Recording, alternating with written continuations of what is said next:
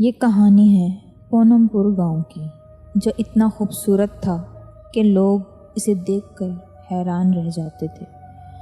وہاں کے لوگ بھی نہایت سادہ اور شریف تھے، لیکن گاؤں میں ایک پرانی حویلی تھی جس کے پاس جانے سے سب کتراتے تھے، کیونکہ وہاں وہ تھی۔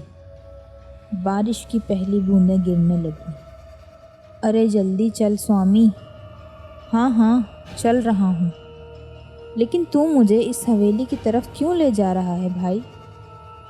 یہ چھوٹا راستہ ہے نا۔ ہاں یہ بات تو ہے، چلو۔ جیسے ہی وہ دونوں حویلی کے قریب پہنچے تو بارش زوروں پر ہو گئی اور اولے بھی برسنے لگے۔ ارے بھائی، اولے پڑنے لگے ہیں، میرا تو سر پھٹ جائے گا، جلدی کوئی چھت ڈھونڈ۔ ارے سامنے وہ حویلی ہے نا، اس میں چلتے ہیں۔ نہیں بھائی، اس حویلی میں مت جانا، تجھے رکنا ہے تو رک، میں تو جا رہا ہوں اندر، مجھے چوٹ کھانے کا شوق نہیں۔ انہوں نے حویلی کی طرف نگاہ دوڑائی۔ حویلی اتنی ہی پرانی تھی جتنا خود گاؤں، لیکن حیرت انگیز طور پر وہ بوسیدہ نہیں تھی۔ ہاں ڈراؤنی ضرور تھی۔ یار یہ بارش ہمیں کہاں لے آئی ہے، جلدی ختم ہو تو یہاں سے نکلیں۔ بھائی یہ آواز کس کی تھی؟ کون سی آواز؟ مذاق مت کر یار۔ اچانک دونوں نے دیکھا، حویلی کے ایک کونے میں ایک عجیب سی بڑھیا بیٹھی تھی، سفید بال کھلے ہوئے۔ وہ خود سے کچھ بڑبڑا رہی تھی۔ دونوں کے رونگٹے کھڑے ہو گئے اور وہ حویلی سے باہر دوڑ پڑے۔ باہر اولے اب بھی گر رہے تھے، مگر وہ زخم کھاتے ہوئے گھر کی طرف بھاگے۔ بھیا جی، لوگ صحیح کہتے ہیں، بھیا وہاں کچھ ہے، میں قسم کھاتا ہوں اب کبھی اس طرف نہیں جاؤں گا۔ کچھ دن بعد گاؤں میں ایک عجیب واقعہ ہوا۔ 4 نئے لوگ گاؤں میں آئے، ایک جوان جوڑا اور اس کے ساتھ 2 نوجوان لڑکے۔ آپ لوگ کون ہیں اور اس گاؤں میں کیسے آنا ہوا؟ میرا نام راجو ہے اور یہ میری بیوی ہے۔ میرے بھائی اور میں اپنی پرانی حویلی بیچنے آئے ہیں۔ کون سی حویلی؟ وہی درخت کے پاس والی۔ ہاں وہی، ہمارے دادا کی تھی۔ یہ سن کر گاؤں کا مکھیا اور لوگ حیران رہ گئے۔ بیٹا وہ حویلی آج بھی گاؤں کے ڈر کی وجہ ہے، وہاں ایک بڑھیا دکھائی دیتی ہے، کوئی نہیں جانتا کہ وہ اصلی ہے یا کوئی روح۔ راجو نے ہنستے ہوئے بولا، گاؤں کی افواہیں ہیں سب، شہر میں بھی ایسی کہانیاں سنتے رہتے ہیں۔ اگر کوئی بڑھیا ہوتی تو اب تک کسی نے ویڈیو بنا لیا ہوتا۔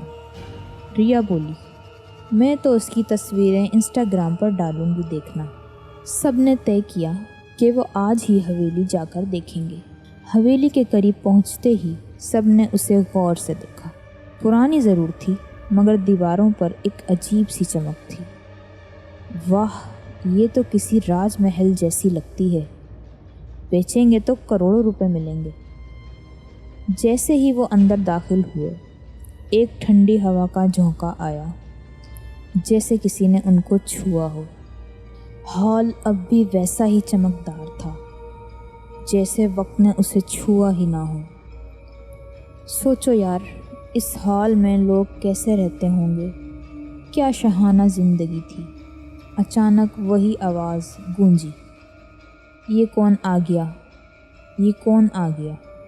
چاروں گھبرا کر آواز کی طرف بڑھے، وہاں کچھ نہ تھا۔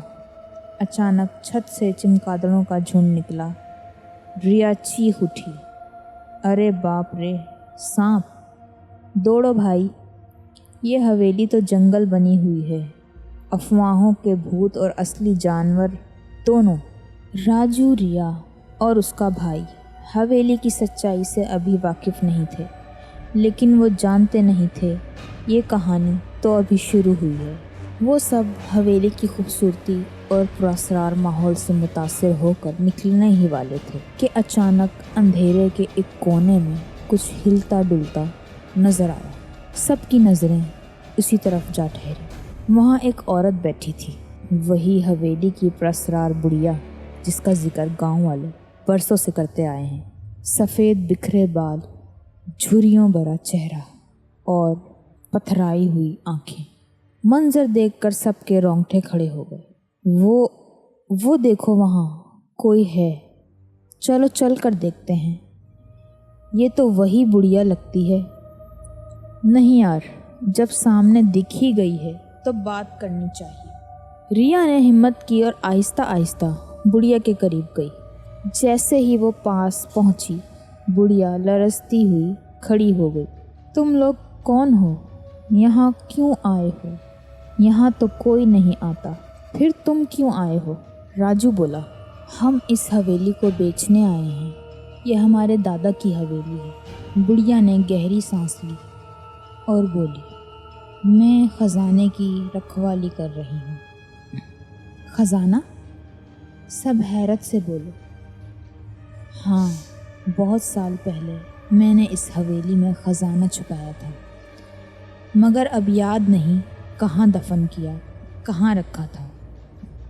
لفظ خزانہ سنتے ہی چاروں کی آنکھوں میں لالچ کی چمک دوڑ گئی۔ حویلی کی قیمت سے زیادہ اب ان کے ذہنوں میں اس پوشیدہ خزانے کی چمک تھی۔ اگر یہ بات سچ ہوئی تو بھائی ہم کروڑ پتی بن جائیں گے، اور جب خزانہ مل جائے گا تو اس بڑھیا کو یہاں سے نکال پھینکیں گے۔ ڈراتی ہی ہے، کرتی کیا ہے؟ بالکل بھائی، پہلے مٹھاس پھر لات۔ چلو تلاش شروع کرتے ہیں۔ اماں وہ خزانہ کہاں ہے؟ سب نے پوری حویلی میں خزانہ ڈھونڈنا شروع کر دیا۔ بڑھیا بھی دیواروں پر ہاتھ مارتی زمین سونگھتی، جیسے کسی بھولی ہوئی یاد کو ڈھونڈ رہی ہو۔ 4 گھنٹے گزر گئے مگر کچھ ہاتھ نہ آیا۔ یار اب تو رات ہونے والی ہے، شاید یہ عورت پاگل ہے، کل پھر آئیں گے۔ تب تک تم یاد کرنے کی کوشش کرنا کہ خزانہ کہاں ہے۔ چاروں گاؤں واپس آ گئے۔ جب گاؤں والوں کو پتہ چلا کہ انہوں نے بڑھیا سے بات کی ہے اور خزانے کی بات سنی تو سب کے ہوش اڑ گئے۔ کیا تم نے اس سے بات کی اور اس نے واقعی خزانے کا ذکر کیا؟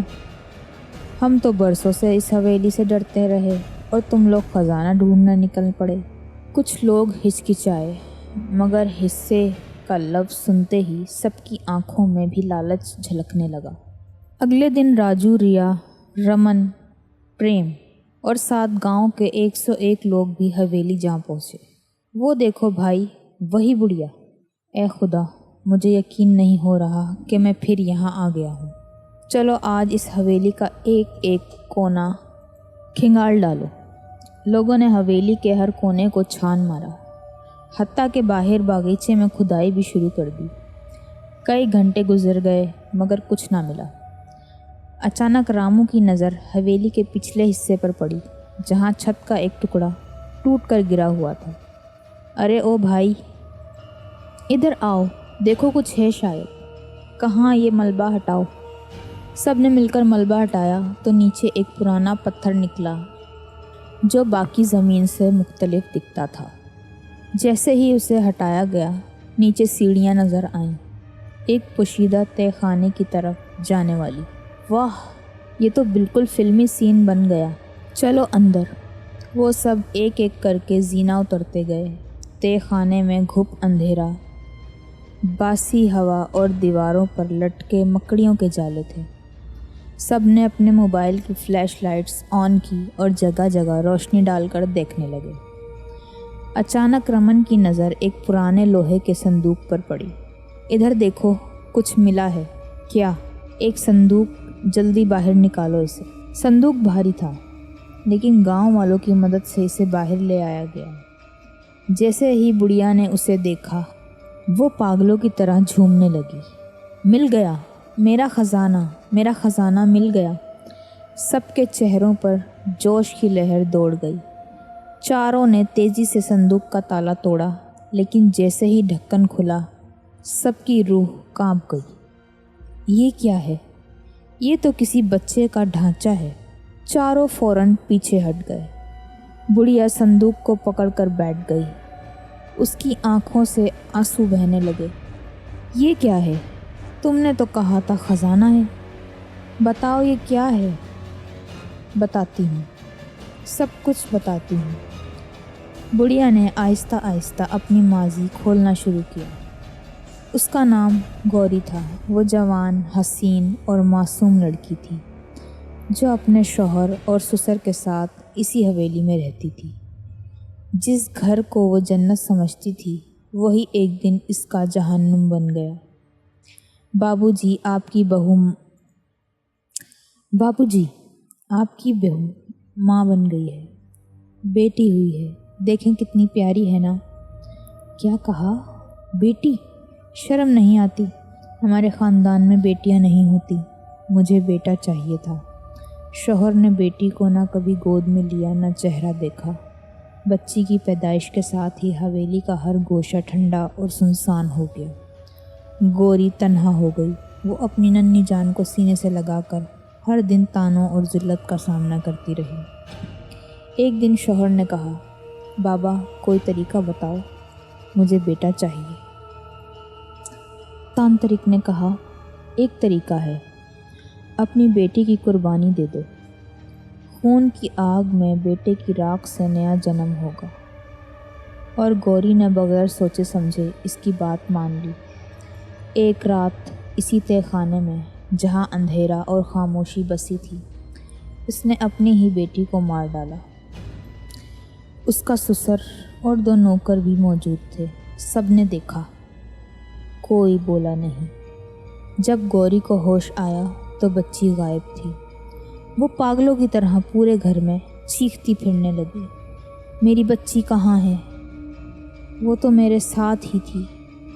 آخر کار وہ تہہ خانے کی طرف دوڑی اور جو منظر دیکھا اس نے اسے چیخنے پر مجبور کر دیا۔ نہیں، یہ تم نے کیا کر دیا؟ اسی لمحے گوری کے اندر کی ماں دہک اٹھی۔ اس نے وہیں پڑا ایک بڑا چاقو اٹھایا اور ایک ایک کر کے سب کا خاتمہ کر دیا۔ میری بچی کے خون سے تمہیں بیٹا نہیں ملے گا، صرف لعنت ملے گی۔ سب مر گئے۔ گوری نے اپنی مردہ بچی کو سینے سے لگا کر تہہ خانے میں گھنٹوں، شاید دنوں تک بیٹھی رہی۔ پھر ایک دن اس نے ننھی لاش کو ایک صندوق میں بند کیا، جیسے کوئی قیمتی خزانہ ہو۔ سو جا میری رانی، اب کوئی تجھے مجھ سے نہیں چھین سکتا، تو میرا انمول خزانہ ہے۔ وقت گزرتا گیا، حویلی ویران ہو گئی۔ ایک دن چھت کا حصہ گر پڑا اور تہہ خانے کا راستہ ہمیشہ کے لیے بند ہو گیا۔ گوری اوپر رہ گئی، صندوق نیچے دب گیا۔ یادیں دھندلا گئیں مگر اس کا پاگل پن باقی رہا۔ گوری کی آنکھوں سے آنسو ٹپک رہے تھے۔ سامنے بیٹھے راجو، ریا، رمن اور پریم ساکھ تھے، جیسے زبان گم ہو گئی ہو۔ یہ سب سچ ہے؟ ہاں، یہ میرا خزانہ ہے، میری بیٹی، میری جان، میری دنیا۔ راجو بگڑ کر بولا، پاگل عورت، یہ خزانہ ہے، ہڈیاں اور سڑتی یادیں۔ اس نے صندوق کو زور ٹھوکر مار کر دور پھینک دیا۔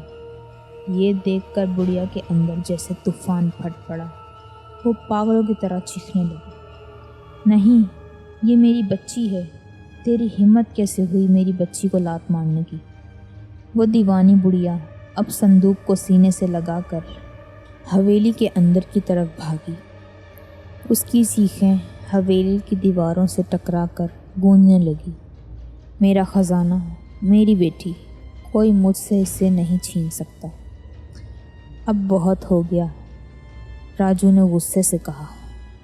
یہ پاگل عورت دماغ خراب کر رہی ہے، اسے یہاں سے نکالو اور حویلی بیچ دو۔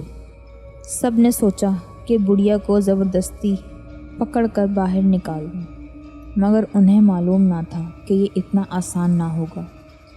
جیسے ہی وہ لوگ اندر بڑھے، راجو کا پاؤں قالین پر پڑا اور وہ اچانک اسی گڑھے میں جا گرا جو قالین کے نیچے چھپا تھا۔ راجو، کہاں گئے تم؟ سب گھبرا گئے۔ یہ سب اس پاگل عورت کا جال ہے، بھاگو یہاں سے۔ ریا ایک کمرے میں پناہ لینے بھاگی، مگر دروازہ خود بخود بند ہو گیا۔ اندر سے سینکڑوں چوہے نکل آئے۔ وہ خوف سے چیخنے لگی۔ ادھر پریم بھاگتے بھاگتے پھسل گیا کیونکہ فرش پر تیل پھیلا ہوا تھا۔ تم لوگ میرا خزانہ نہیں چھین سکتے، گڑیا اپنے بچھائے ہوئے جالوں پر خوشی سے کہکے لگا رہی تھی۔ اسی دوران گاؤں کے دوسرے لوگ بھی وہاں پہنچ گئے۔ انہوں نے سب کچھ اپنی آنکھوں سے دیکھا اور مل کر گڑیا کو قابو کرنے کی کوشش کی۔ بس اب بہت ہو گیا، تم نے کافی ڈر پھیلا لیا۔ بہت کشمکش کے بعد گڑیا کو پکڑ لیا گیا۔ راجو سنبھلا اور فوراً بولا، میں پولیس کو فون کرتا ہوں، یہ عورت پاگل ہے، ہمیں مارنا چاہتی تھی۔ جلد ہی پولیس موقع پر پہنچ گئی۔ سر، ہم تو حویلی بیچنے آئے تھے، یہ عورت ہم پر حملہ کر رہی تھی۔ گڑیا چلا اٹھی، ہاں میں پاگل ہوں، مگر یہ حویلی میری ہے، میرے خون سے سینچی گئی ہے۔ تم لوگ کہتے ہو یہ تمہاری ہے، کیا ثبوت ہے تمہارے پاس؟ پولیس کو اس کی بات میں سچائی محسوس ہوئی۔ انہوں نے فوراً کاغذات مانگے، مگر ان چاروں کے پاس کوئی دستاویز نہ تھا، نہ کوئی کاغذ، نہ حق ملکیت کا ثبوت۔ گاؤں والے بھی شک میں پڑ گئے۔ راجو بتاؤ، اس حویلی کی اصل کہانی کیا ہے؟ راجو ہکلاتے ہوئے بولا، اصل میں ہم نے قبضہ کرنے کی کوشش کی تھی تاکہ اسے کسی غیر ملکی کو بیچ کر پیسے کما سکیں۔ پولیس نے چاروں کو گرفتار کر لیا۔ اس وقت گاؤں کا بزرگ رامو آگے بڑھا۔ اس نے آہ بھری اور بولا، بھائیو، اتنی بڑی کہانی آج معلوم ہوئی۔ میرا خیال ہے کہ ہمیں اس معصوم بچی کا تدفین کرنا چاہیے۔ سب نے مل کر اس ننھی بچی کی ہڈیاں احترام سے دفنائیں۔ گڑیا پھوٹ پھوٹ کر روتی رہی۔ اس کے دل کی برسوں پرانی آگ اب آنسوؤں میں بہہ رہی تھی۔ بعد میں پولیس نے گڑیا کو ایک ذہنی امراض کے ہسپتال منتقل کر دیا۔ مگر یہ کہانی یہیں ختم نہیں ہوئی۔ گاؤں والوں نے اس ویران حویلی کو ایک بالیکا اسکول میں تبدیل کر دیا۔ باہر ایک تختی نصب کی گئی، ایک ماں کی یاد میں، گوری کنیا ودیالیہ۔